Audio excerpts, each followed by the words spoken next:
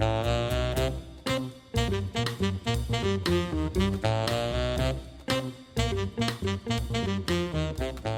can you hear me? Jay, Hey, yes.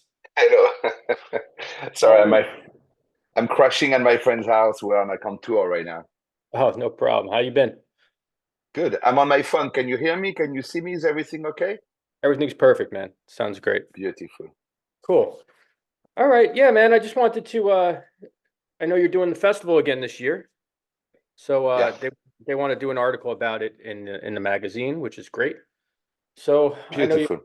yeah, I know you have limited time. I do today too, but if you could just discuss for me the history of the festival, if possible. So I'm from Fontainebleau, and this is the the home of the music of Django Reinhardt. This is where he was based. This is where he died. This is where he's buried. This is where his family lives. Many gypsies live there. So we have always had a huge community of gypsies over there. And don't say the word Roma because it's inaccurate. Just say Mm. gypsy if you have to say something. Huh? And uh, so this is where I learned. I learned the traditional way with the gypsies. And when I came to America in 2000, I realized that no one even knew of Django Reinhardt or his music. Um, and so in 2003, I created the first Django A Gogo Festival. My idea was to grow it to be able to bring some of those masters, the legends and the masters that are in France that never get to come here because it's very difficult, Yeah. to get visas and all that. It's a huge undertaking. And so I grew my festival. It started very small at Barbès. We had a little weekend with local people and stuff, like a couple of people in America who played like in Chicago and all, like Alfonso Ponticelli, like they were part of it.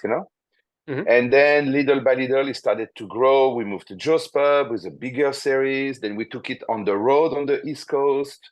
It started to be a little bit like a road trip, from DC up to Maine. So we used to play like all these gigs. And then 2017, it finally took its final shape, which is what I wanted, meaning a guitar camp. So we have a guitar camp for 40 students and a concert series in my town in Maplewood, New Jersey, Hmm. and three concerts there, and giant show, a giant final show at the town hall. So in 2017, we did a Carnegie Hall, and now our home, the home of Django A Gogo, is the town hall. So we have two homes: the Woodland in Maplewood, New Jersey, for the guitar camp and the concert series, and at the town hall is like the giant final show. Awesome. Really good. Actually, I want to ask you because you mentioned the term gypsy and not to say Romani. So tell me, educate me on that about the what how it should be classified, the music. Well, this is like a modern trend to like try to manipulate language, which really bother me a lot. It bugs my gypsy friends too. They're pissed off. They Mm. don't even know why people in America who don't have gypsies start to like tell them they can't be called gypsies because they're proud of it. So now you have a group of people who left Rajasthan about 1,000 years ago, and they stopped in Egypt. One part of the group separated and went through North Africa and ended up in Spain. And when the people saw them arrive, they were like those nomads from Egypt at this point, and they called them the Egyptanos. And Egyptanos became Gitanos. So now that's the origin of the word. Gitanos Mhm. is means the people like that, the nomads from Egypt. And that's how they call themselves, Gitanos. In Spain, you don't have another word. Right. And then that word translates in English as gypsy, in French as gitan. See, gitan, gypsy, gitanos, it's all the same thing. It's the same etymology. It's the name for that primal tribe. And then another group went through Greece, then Eastern Europe, Hungary, Bulgaria, Romania, all that. And people thought they were like, because now they're coming from Greece, they thought they were part of the sect of entertainer called Atsiganos. So they thought they were the Tziganos. That's why they are called Zigan, Zigoner. You know, the origin, like when they say Zigan in Germany, it comes from that.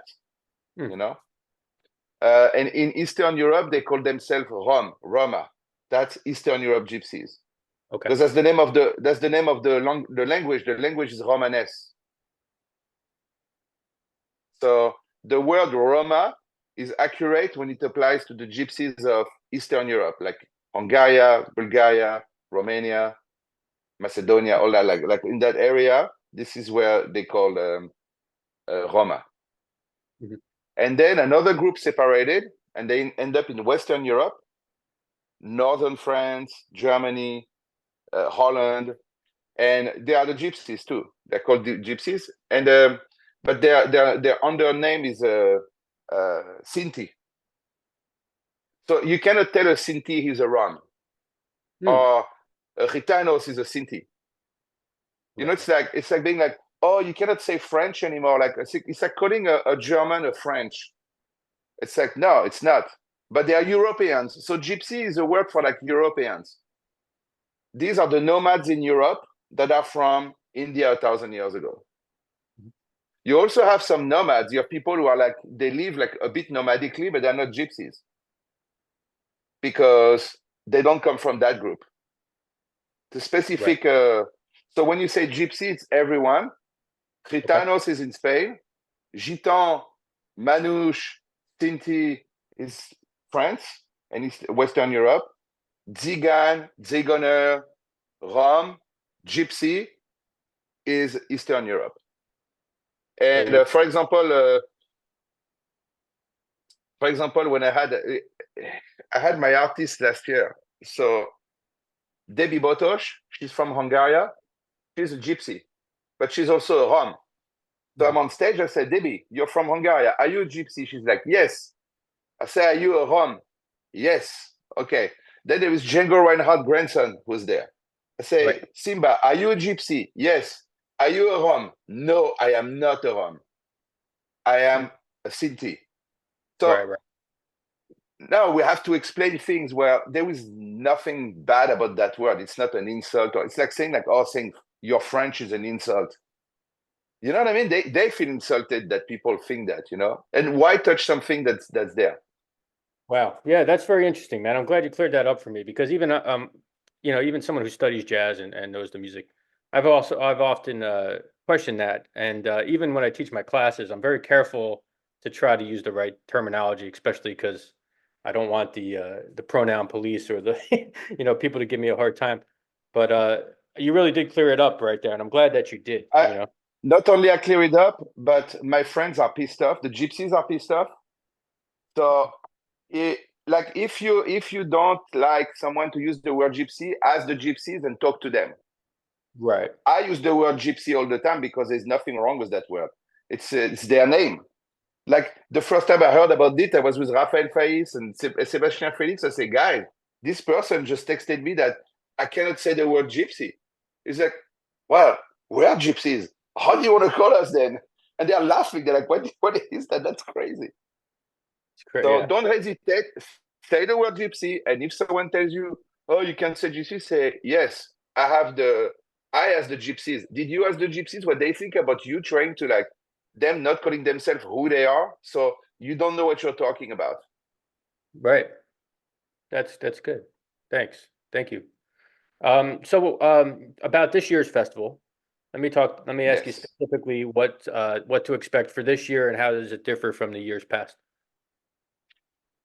This year is very special. Every year is special. I always try to find like the new one angle that no one brings in America, because no one puts lineup like I do in America. I'm bringing the original Gypsy Guitar Trio. Angelo Debarre, who is a living legend. Angelo Debarre not only is a living legend in France, he's one of the 3 original great masters of the thing, 3 or 5 or something like that, And he's one of the greatest guitar players who ever lived, period. He's a legend where we are in Europe. With Serge on rhythm guitar, who is also a living legend. The guy, he's the most knowledgeable rhythm player of all kind of gypsy music in the world, whether it's from Romania or Hungary, like all the folk songs, Russian folk songs, Django stuff, like swing, the musette, like he knows everything. No one in the world knows as much as he does on all gypsy folk music. You know it all. It's crazy. Mm. And we have Frank Anastasio, who also their bass player, who is in the same case, you know. So these three guys in 1989 recorded an album called Gypsy Guitars. And that is the album that restarted the whole Django thing in 1989. And after that, they didn't play together for 35 years. Wow. You know, they played a bit, but then after, like, it was gone. So they all played, like, sometime one with the other, and all, but they didn't play together in 35 years. And now they are reforming for Django A Gogo. I convinced them to reform. And it's going to be not only they're restarting to play to be at Django A Gogo, but it's going to be their first time in America. And it's their first time, but it's probably, I don't know if they're going to play much in America after that. So I'd say if it's not the last time, if it's not the only time they're going to play, it's going to be close to be the only time, you know. So that's a legendary band right there that's going to come, and it's going to be a legendary series of concerts, you know. People don't understand here because they don't know these guys, but the fact that they're together and they're going to replay that, it's crazy. It makes the whole gypsy jazz world like crazy right now. It's very important show. We're also going to have Simba Baumgartner, who's Django Reinhardt grandson. He's going to be there too. Of course, he's an amazing virtuoso, incredible player. People have seen him already because he came a few times, but he's genius of the guitar. There's going to be also Hugo Guezbar. So Hugo is 22 years old only, and he's the rising star of gypsy jazz in America. Okay. He's a genius of the guitar, and everyone right now in Europe wants to play with him. It's so incredible. And also Adrien Marco. Adrien Marco is one of the great band leaders in the Django style in Europe, and he's like an amazing guitar player. And we're also going to have Aurore Voilquet on violin, who is like the most in-demand violin player in France right now. She plays with everybody. She's constantly on tour. She's an incredible player. She's also a great singer, so she's going to be there too. So these are the 7 people who come from Europe. Right. No one does that here. We're also going to have Sam Farding from Baltimore, who's only 21 years old, and same thing, is like a master of the guitar. I'm going to have like many other players too, and it's going to be my band. My new project, Django New Orleans, also is going to be there, the full band,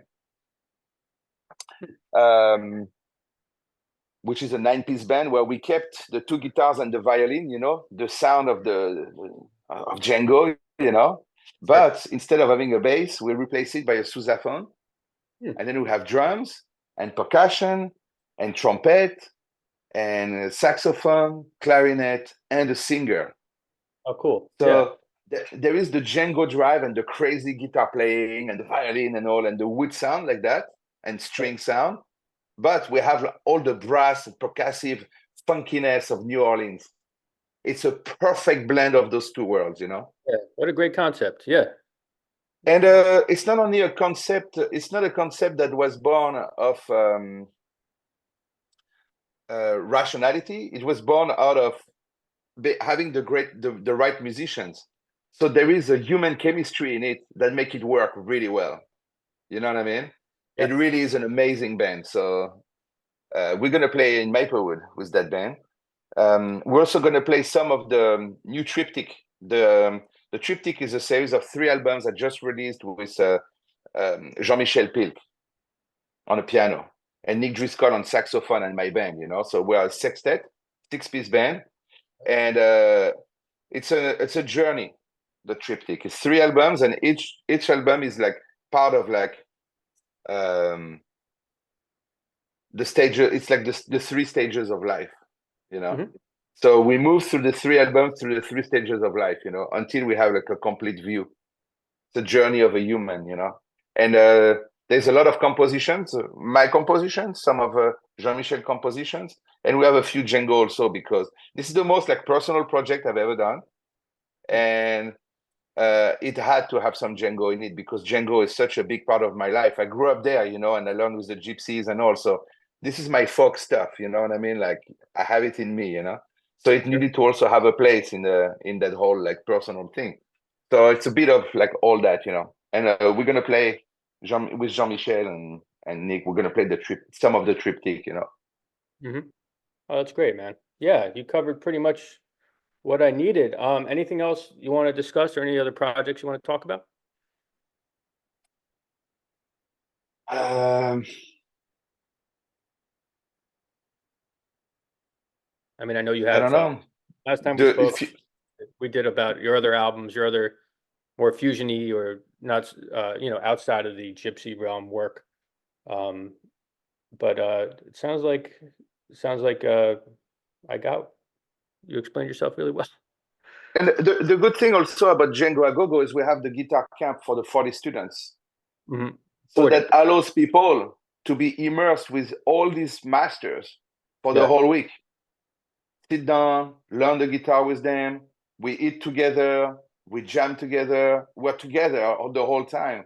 So that also allow people not only to be in contact with those masters, but like how you learn best by mirroring. sure. So when you sit like across Angelo Debarre, it's not so much as going to tell you play this arpeggio, play that thing. That's just rational mind. The Mm, reality is when you sit across these guys all day long, you will catch something that is not rational. You will catch some movement, some attitude, some sound, you will understand things at a deeper level because you are immersed in it. So you learn things that you cannot learn if you're not immersed. This is the only time. And to be with all these masters, you are immersed with like all the best. yeah, So yeah, that's a yeah, very important thing. The camp is almost sold out, but there's still a couple of seats open. But that's very important. It's an important part for me to have the guitar camp to bring the like an educative side to it. For people to like also like not only learn to play, see how to play, but also hang with the gypsies and stuff and realize who they are like culturally. And there is like a whole thing included in that. You know what I mean? It's a yeah, real life experience. It's yeah, very deep. yeah. And the shows I'm very proud of the way I produce the shows because I just don't put things like randomly together. I'm a musician. I'm not a festival promoter. I'm not here to hire bands and stuff. I'm here to produce shows and to give each show a curve. So I know who can play with whom and what. Right. So I produce that.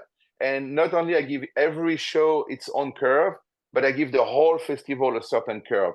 I'm the only one right now who knows it almost exactly like so far I've always been right.